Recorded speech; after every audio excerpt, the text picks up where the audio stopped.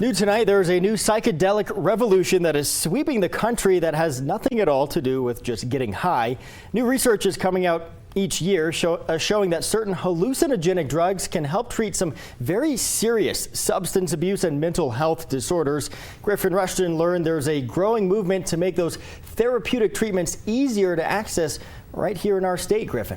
Yeah, there is, Trevor, and let's get one thing straight right away. We're not talking about decriminalizing or even legalizing psychedelic drugs for everyday New Mexicans to use whenever they want. Now, of course, there are some groups pushing for that, but the movement we're talking about wants to open the door for controlled psychedelic-assisted therapies. It's a relatively new field of research, and there's still a lot of unknowns, but advocates say the evidence we do have is enough to show these treatments could be a game changer for New Mexicans.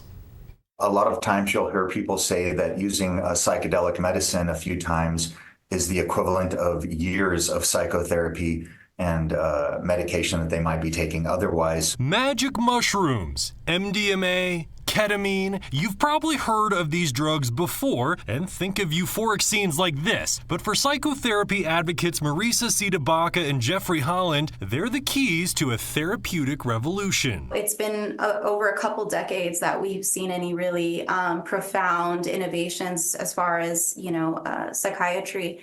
And we have suffered for a very long time in our state as New Mexicans with systemic trauma, the drug abuse. Their nonprofit, the New Mexico Psychedelic Science Society, is working to establish a framework for psychedelic-assisted therapies in New Mexico. They want to follow Colorado's lead, and it's a conversation that's already gained momentum in the Roundhouse. But they know psychedelics are still a touchy subject for a lot of New Mexicans. These are very powerful substances. We want to be very clear about that, and so it's important to have that data outreach for sure. And some of that data is coming from University of New Mexico researchers like Dr. Larry Lehman. These are not panaceas. These are not going to resolve all the trauma and the depression in the world. But with a guided therapeutic approach, he says psychedelics can form new connections in the brain, allowing patients to finally treat old wounds. MDMA is a good example. Like when you use MDMA, you find that you're able to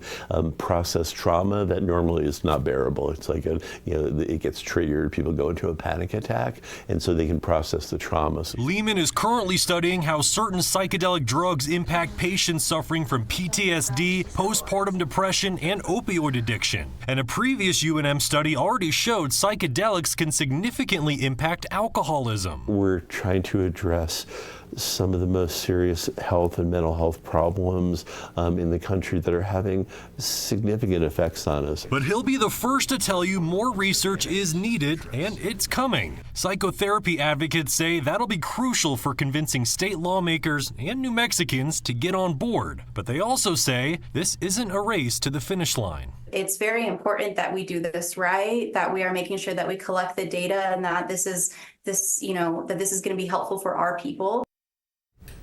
The New Mexico Psychedelic Science Society is planning to bring a new bill to the Roundhouse in January aimed at building that regulatory framework for psychedelic-assisted therapies.